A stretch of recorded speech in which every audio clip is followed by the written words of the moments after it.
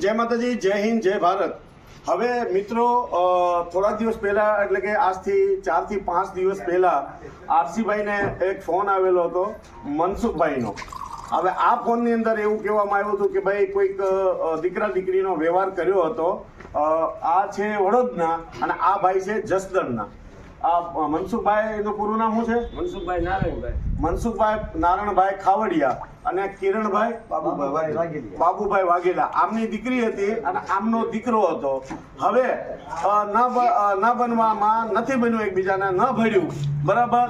એટલે આવ્યો તો મનસુખભાઈનો ફોન આરસીભાઈ સોલંકીને। આરસીભાઈ સોલંકીએ મને ફોન કર્યો અને અમે નક્કી કર્યું અને આ લોકોને મેં કીધું કે અમે આવશું તમારી પાસે।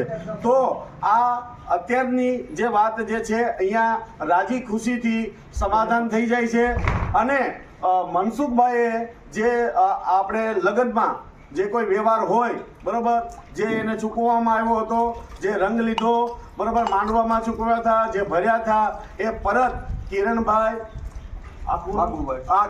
બાબુભાઈ વાઘેલા જસદણ રહે છે તે એ દીકરાવાળાને એને જે આપ્યા હતા, જે ભર્યા હતા એ પરત આપી દે છે। આરસીભાઈ અને કરણભાઈ સાથળિયા જનતા સંગઠનના નામથી અમે લોકોએ 1 પણ રૂપિયો નથી લીધો અને આ બેયનું પક્ષનું જે કાંઈ વાત સુખદ સમાધાન કરાવ્યું છે અને બેયની વાત સાંભળી રાજી ખુશીથી અને આજે કોર્ટ વજૂતા નહીં પણ વકીલ દ્વારા એક લખાણ કરવામાં આવ્યું છે। એ લખાણ અમની વાત પછી સાઈડમાં રહી જાય છે, પણ મારી નાતને ખાલી આ એક જ મેસેજ આપવાનો છે કે કોઈ પણ આવું કોઈ પ્રસંગ હોય ને આવું કોઈની ભૂલચૂક હોય, કોઈ સમાજના દીકરા ઉપર કોઈ ખોટી રીતે જેને કાંઈ અત્યાચાર થાય અને કોઈ પણ દીકરી ઉપર અત્યાચાર થાય તો એકબીજાને શાંતિપૂર્વક આ વસ્તુનું સુખદ સમાધાન કરવું પડશે અને એ વખા કર્યા વિનાના તો નાત પહેલાં સાંભળી લીજો। કોઈ પણ પ્રકારનો હામી ભરવાનો, આ લેવાનો ઓલો લેવાનો એવો વખા કર્યા વિનાનો જનતા રાજ સંગઠનના અધ્યક્ષ એવા આરસીભાઈ સોલંકી અને કરણ સાથળિયા જ્યાં પણ સમાજના આવો કોઈ મુદ્દો હશે અને એની ટાઈમ અમને કોઈ ફોન કરવામાં આવશે એટલે અમે ત્યાં પહોંચવાના છે અને હવે આરસીભાઈ 2 શબ્દ બોલશે।